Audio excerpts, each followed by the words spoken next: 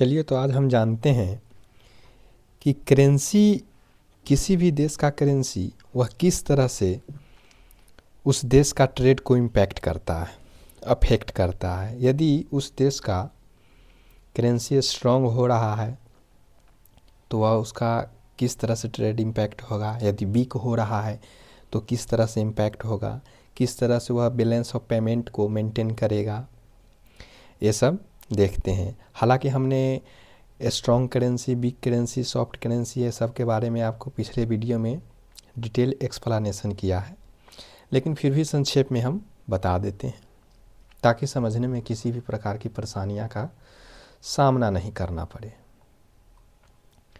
चलिए तो बिना समय गवाए हुए शुरू करते हैं और हम पहले जानेंगे कि स्ट्रॉन्ग करेंसी और वीक करेंसी का तात्पर्य क्या है ना। तो मान लिया जाए कि $1 बराबर 50 रुपये हैं। ये 2024 का रेट है जिसमें $1 बराबर 50 रुपया है। अभी 2025 चल रहा है तो इसमें मान लिया जाए कि $1 बराबर 30 रुपये हो गए। तो अब आप कहेंगे कि पिछले साल के अपेक्षा मेरा रुपया स्ट्रॉन्ग हुआ। 2026 में मान ली जाए कि $1 बराबर 10 रुपया हो गया। तो अब आप कहेंगे कि मेरा करेंसी पिछले साल के अपेक्षा स्ट्रॉन्ग हुआ और उसके पिछले 2024 के मुकाबले में इस बार और स्ट्रॉन्ग हो गया। इसको हम उदाहरण से समझेंगे, है ना, और इसको ग्राफ पर भी प्लॉट करेंगे। अब मान लिया जाए कि 2027 में $1 बराबर 60 रुपया हो गया। तो अब आप कहेंगे कि मेरा रुपया वीक हो गया, है ना। और 2028 में कहेंगे कि मान लिया जाए कि ये $1 बराबर 70 रुपया हो गया। तो आप कहेंगे कि मेरा रुपया पिछले साल की अपेक्षा और वीक हो गया।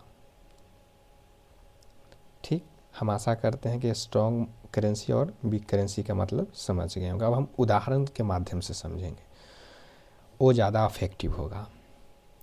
चलिए तो उदाहरण शुरू करते हैं। मान लिया जाए कि ए भाई साहब हैं और एक बी भाई साहब हैं। ए भाई साहब अपना इंडिया का हैं और बी भाई साहब हैं जो USA का हैं। और हम यहाँ मान लिए हैं कि $1 बराबर 50 रुपये का है। मतलब $1 बराबर 50 रुपया है। मान लिया जाए कि ये साल हम दे देते हैं 2024 का। और हम पहला केस इसमें ये स्टडी कर रहे हैं कि यदि रुपया स्ट्रांग हो तो ट्रेड तो आप जानते हैं एक्सपोर्ट इंपोर्ट दोनों को होता है। तो हम पहले ले लेते हैं इंपोर्ट का केस। तो यहाँ हम मेंशन कर देते हैं केस 1। पहले ले लेते हैं कि यदि करेंसी है जो स्ट्रांग हो रहा है तो इंपोर्ट पर क्या प्रभाव पड़ेगा, ये समझने का कोशिश करेंगे। हमारा पहला केस ये है। तो अब आप ये देख चुके हैं कि ये भाई साहब और बी भाई साहब हैं, $1 बराबर 50 रुपया है। तो करेंसी स्ट्रांग हो रहा है मतलब कि आपके नज़र में रुपया कम होते जा रहा है। मतलब समझ गए ना कि अब 10 रुपया हो गया मतलब कि रुपया और स्ट्रांग हो गया। अगर 5 रुपया हो गया तो मतलब कि रुपया और स्ट्रांग हो गया, मच मोर स्ट्रांगर, है ना। मतलब कि आप देख रहे हैं कि जैसे जैसे आपके नज़रों में रुपया कमते जा रहा है, मतलब कि 50 से 30 हो गया, 20 हो गया, 10 हो गया, 5 हो गया, कि मतलब कि आपका रुपया स्ट्रांग होते जा रहा है अमेरिका के करेंसी की अपेक्षा।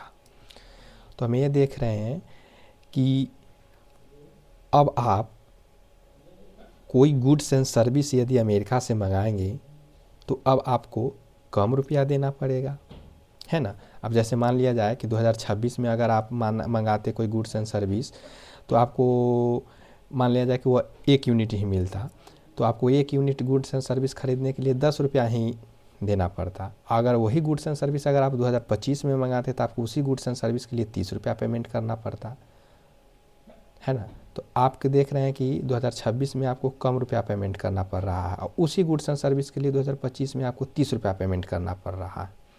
तो आप कब ज़्यादा मंगाएंगे? आप तब ही ज़्यादा ही मंगाएंगे जब आपको कम रुपया पेमेंट करना पड़ेगा। तो जब आपको 10 रुपया ही पेमेंट करने में उतना ही चीज़ मिल जा रहा है तो आप कहेंगे कि हाँ हमको और चाहिए और चाहिए और चाहिए और चाहिए और चाहिए, मतलब कि आप इंपोर्ट बढ़ाने लगेंगे, है ना। तो रुपया स्ट्रांग होता है तो इंपोर्ट बढ़ने लगता है ना। आप अपने देश में मंगाना शुरू कर देंगे। जब जब रुपया स्ट्रांग होगा तो आप ज़्यादा से ज़्यादा मंगाने। अब क्यों? क्योंकि आप हैं जब कहिएगा कि अरे सस्ते में उतना सामान हमको मिल जा रहा है तो लाओ ज़्यादा मंगा लेते हैं।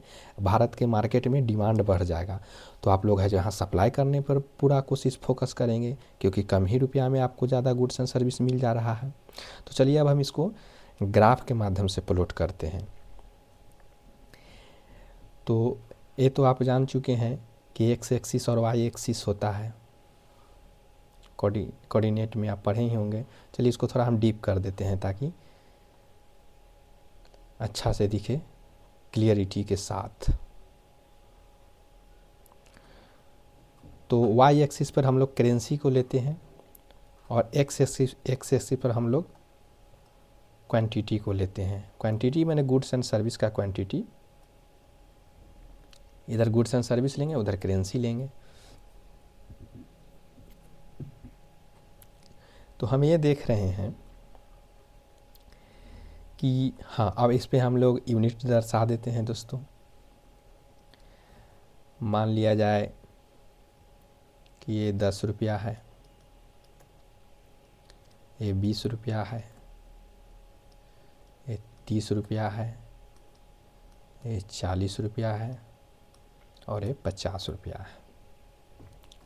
अब इधर हम गुड्स एंड सर्विस का यूनिट दे देते हैं। मान लिया जाए कि 1 यूनिट गुड्स एंड सर्विस है, ये 2 यूनिट है, ये 3 यूनिट है, ये 4 यूनिट है और ये 5 यूनिट है। तो हम देख रहे हैं कि जैसे जैसे आपके नज़रों में रुपया का वैल्यू कमते जा रहा है और वैसे वैसे आप ज़्यादा गुड्स एंड सर्विस मंगाना शुरू कर रहे हैं, है ना। और जिस तरह से आपके नज़रों में रुपया बढ़ते जा रहा है तो आप कम डिमांड कर रहे हैं, कम मंगा रहे हैं, है ना। अभी जैसे उदाहरण में आपने पिछले में देखा ना दोस्तों कि जब $1 बराबर 10 रुपया हो गया तो आप ज़्यादा से ज़्यादा सामान मंगाने लगे। जब वही $1 बराबर 2024 में 50 रुपया था तो आप कम मंगाने लगे।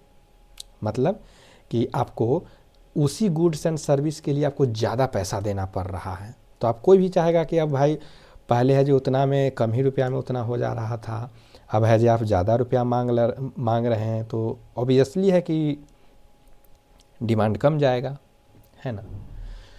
तो हम ही देख रहे हैं कि जब आप 50 रुपया दे करके कम सामान खरीद रहे हैं, ठीक, देख रहे हैं कि आपके नज़रों में जब पैसा बढ़ रहा है तो सामान घट रहा है ना। 50 रुपया में आपको एक ही यूनिट मिल रहा है, ठीक। अब वही गुड्स एंड सर्विस 40 रुपया में अब आपको ज़्यादा मिल रहा है पिछले साल के अपेक्षा। क्यों? क्योंकि आपको रुपया, आप देख रहे हैं कि आपकी नज़र में जैसे जैसे रुपया कम हो रहा है मतलब कि आपको गुड्स एंड सर्विस ज़्यादा मिलते जा रहा है। अभी देख रहे हैं कि अब 40 रुपया में तो पिछले साल के अब ज़्यादा 2 यूनिट आपको गुड्स एंड सर्विस मिल गया। अब 30 रुपया हो गया, मतलब कि रुपया आपका और स्ट्रॉन्ग हो गया, तब आप और ज़्यादा गुड्स एंड सर्विस मंगाएंगे। तो अब 3 यूनिट मंगा लिए। अब 20 रुपया हो गया तो अब हम पिछले साल की अपेक्षा और ज़्यादा डिमांड करेंगे तो अब की बार 4 यूनिट हमको मिल गया।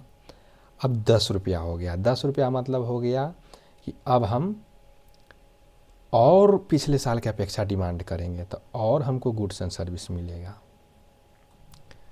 तो इस तरह से हम ग्राफ देख रहे हैं कि आपकी नज़रों में जिस तरह से रुपया का वैल्यू घटते जा रहा है, मतलब कि 50 से 40, 40 से 30, 30 से 20, 20 से 10, तो आप देख रहे हैं कि जैसे जैसे क्वालिटी है जो गुड्स एंड सर्विस का बढ़ते जा रहा है। क्वांटिटी आपको गुड्स एंड सर्विस का बढ़ते जा रहा है। देख रहे हैं कि पहले 50 रुपया सेम गुड्स एंड सर्विस के लिए 50 रुपया पेमेंट कर रहे थे उतना ही मिल रहा था, अब 40 रुपया हो गया था, अब सस्ता हो गया था, कहेंगे अरे पिछले साल के सस्ता, पिछले साल की अपेक्षा सस्ता है, थोड़ा और मंगा लेंगे, तो और थोड़ा मंगा लिए, 2 यूनिट में मंगा लिए।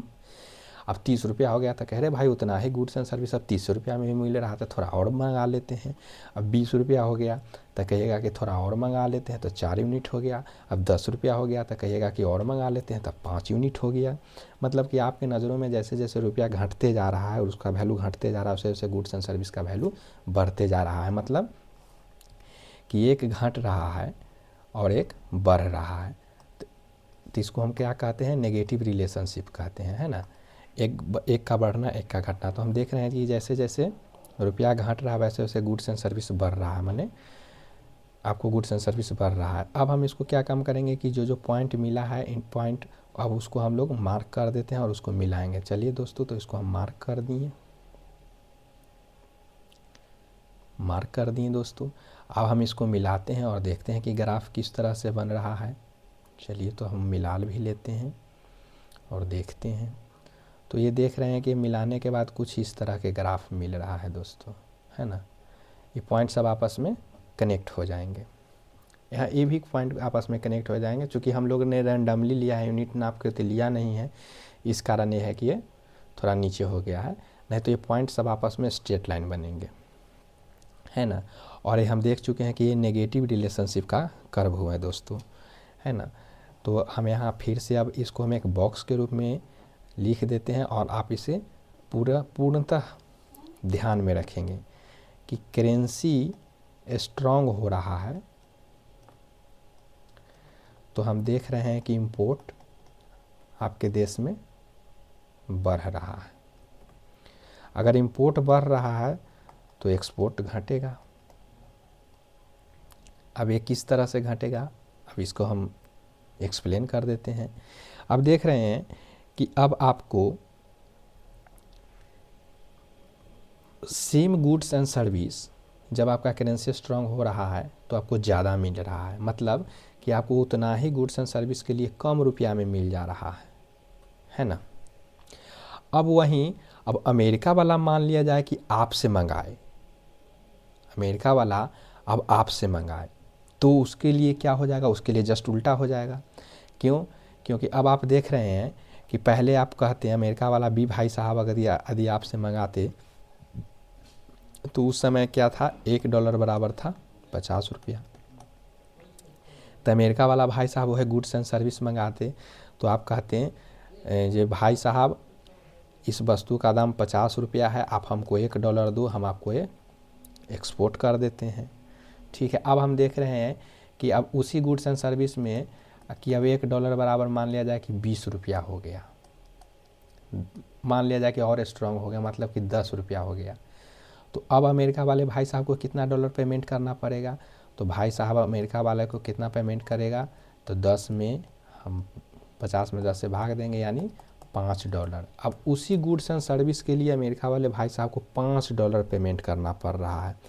तो बी भाई साहब कहेंगे अरे भाई साहब आपने पिछले साल हमें 50 मतलब कि $1 में उतना ही गुड्स एंड सर्विस दे दिए, अब की बार उसी गुड्स एंड सर्विस के लिए आप हमको $5 की डिमांड कर रहे हैं, तो ये महंगा हो गया। अब हमको वही गुड्स एंड सर्विस के लिए ज़्यादा डॉलर पेमेंट करना पड़ रहा है, महंगा मिलेगा। तो अमेरिका के बाज़ार में वो भाई साहब भी महंगा बेचेंगे, अब महंगा बेचेंगे तो लोग है जो कहेंगे अरे भाई महंगा दे रहा है, थोड़ा कम ही में काम चला लेते हैं। मतलब कि आपको वहाँ डिमांड कम हो जाएगा, डिमांड कम हो जाएगा तब कहिएगा कि वो वहाँ के मार्केट में डिमांड है ही नहीं, तो हम कहला वहाँ से खरीदे। तो बी भाई साहब कहेगा अरे यार रहने दो, अब कम ही मंगाते हैं, है ना, क्योंकि महंगा हो गया। मतलब कि करेंसी स्ट्रांग होगा तो इम्पोर्ट बढ़ेगा और एक्सपोर्ट घटेगा, यदि करेंसी वीक होगा तो एक्सपोर्ट बढ़ेगा, इंपोर्ट घटेगा। उसका भी ग्राफ देख लेते हैं कि वो किस तरह से होगा। चलिए तो एक्सपोर्ट के ग्राफ देख लेते हैं। तो आप ये जान चुके हैं कि इधर रुपया हो गया और इधर क्वांटिटी हो गया, है ना। तो ये एक मान लिया कि यूनिट हम दे देते हैं दोस्तों, ये 10 रुपया हो गया, ये वाला 20 रुपया हो गया, ये 30 रुपया हो गया, 40 रुपया हो गया, 50 रुपया हो गया, 60 रुपया हो गया। चलिए यूनिट मान लेते हैं। और इधर गुड्स एंड सर्विस की यूनिट मान लिए हम कि 1 रुपया हो गया, 1 यूनिट हो गया, 2 यूनिट हो गया, 3 यूनिट हो गया, 4 यूनिट हो गया, 5 यूनिट हो गया और 6 यूनिट हो गया। ठीक, अब हम देख रहे हैं कि करेंसी वीक हो रहा है। करेंसी वीक हो रहा है मतलब कि आपके नज़रों में वैल्यू बढ़ते जा रहा है। मतलब कि पहले 50 रुपया था, अब 60 रुपया हो गया, अब $1 बराबर 60 रुपया हो गया। मतलब कि आपने के नज़रों में अब 60 रुपया हो गया, लेकिन करेंसी वीक होते जा रहा है। अब आपको गुड्स एंड सर्विस के लिए अब आपको ज़्यादा पेमेंट करना पड़ेगा, ज़्यादा रुपया देना, अब 60 रुपया देना पड़ेगा। पहले 85 रुपया में खरीद ले रहे थे, लेकिन अब 60 रुपया में खरीद रहे हैं। मतलब कि आपका करेंसी वीक हो रहा है ना। तो वीक हो रहा है मतलब कि जैसे जैसे आपके नज़रों में पैसा के वैल्यू बढ़ते जा रहा है, माने इंडियन रुपया के वैल्यू बढ़ते जा रहा है, वैसे वैसे कहेंगे कि अरे भाई वही गुड्स एंड सर्विस पहले 10 रुपया में मिल जा रहा था, अब है जब 50 रुपया में दे रहे हैं तो थोड़ा कम ही मंगाते हैं। मतलब आप, है ना। तो हम इस तरह से देख रहे हैं। अब इसको हम ग्राफ में प्लॉट करते हैं। चलिए प्लॉट करते हैं। तो प्लॉट में हम ये देख रहे हैं कि जब आप 10 रुपया था, है ना, अब बीक हो रहा है। यहाँ हम रुपया बीक के कह रहे थे, बीक हो रहा है कि मतलब कि पहले यहाँ देख रहे हैं कि जब स्ट्रॉन्ग था तो हम देख रहे हैं कि इतना हमको जब सबसे ज़्यादा स्ट्रॉन्ग था तो सबसे ज़्यादा हमको गुड्स एंड सर्विस मिल रहा था, है ना। अब हो गया कि अब रुपया और बीक हो गया, 20 रुपया हो गया, 20 रुपया हो गया। तो अब आप क्या काम करेंगे कि आपको कम सामान मंगाएंगे। 30 रुपया हो गया तो अब और कम सामान मंगाएंगे। 40 रुपया हो गया तो अब और कम सामान मंगाएंगे। 50 रुपया हो गया तब और कम सामान मंगाएंगे। 60 रुपया हो गया तब और कम सामान मंगाएंगे, है ना।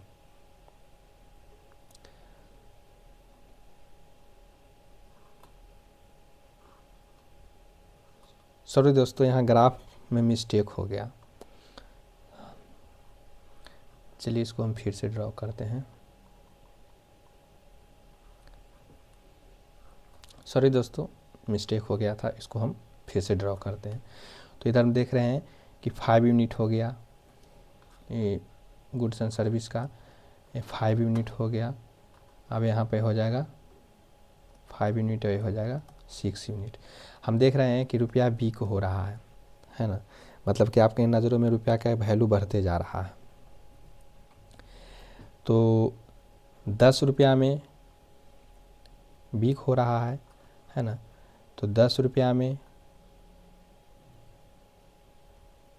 1 यूनिट, 20 रुपया में उससे ज़्यादा थोड़ा, 30 रुपया में उससे ज़्यादा, 40 रुपया में उससे ज़्यादा, 50 रुपया में उससे ज़्यादा और 60 रुपया में उससे ज़्यादा। दोस्तों मैंने 60 रुपया में आपको 6 यूनिट अब मिलेगा। चूँकि हम करेंसी वीक और एक्सपोर्ट की बात कर रहे हैं। अब ये जो पॉइंट हो गया दोस्तों, अब हम इसको मिला देते हैं। जहाँ जहाँ इंटरसेक्ट किया है वो सब पॉइंट को हम मिला देते हैं। और मिलाने के बाद एक है जो हम ड्रॉ करते हैं, तो देख रहे हैं कि वह कुछ इस प्रकार का ग्राफ हमें दे रहा है ना। कुछ इस तरह का हमको ग्राफ दे रहा है, मतलब कि एक्सपोर्ट बढ़ रहा है ना। तो यहाँ हम इसको लिख देते हैं जी, जब करेंसी आपका वीक होगा तो देख रहे हैं कि इंपोर्ट घट रहा है जबकि एक्सपोर्ट बढ़ रहा है ना। एक्सपोर्ट बढ़ रहा है, इंपोर्ट घट रहा है। ठीक, अब आप मतलब आप कोई चीज़ मंगाएंगे, अब देखिए कि अब 60 रुपया में आपको है जो उतना ही गुड्स एंड सर्विस मिल रहा है जितना पहले आपको 10 रुपया में मिल जाता था। आप कहेंगे अरे भाई महंगा हो गया, अब छोड़, अब ना मंगाएंगे हम। अब आज जबकि अमेरिका वाला कहेगा अरे भाई यहाँ $1 लेके जाएगा ना तो वहाँ 60 रुपया के सामान मिलेगा, है चलते चलो चलो मंगाओ मंगाओ, ज़्यादा मंगाओ ज़्यादा मंगाओ ज़्यादा मंगाओ, है ना। यानी रुपया आपका वीक होगा तो वो लोग ज़्यादा खूब मंगाना शुरू कर देंगे, यह कारण एक्सपोर्ट बढ़ जाएगा। और जैसे आपका रुपया स्ट्रांग होगा तो कहेंगे अरे भाग भाग भाग, महंगा हो गया, अब ना खरीदेंगे, है ना। इस तरह से हम देख रहे हैं कि ये ट्रेड को इम्पैक्ट करता है।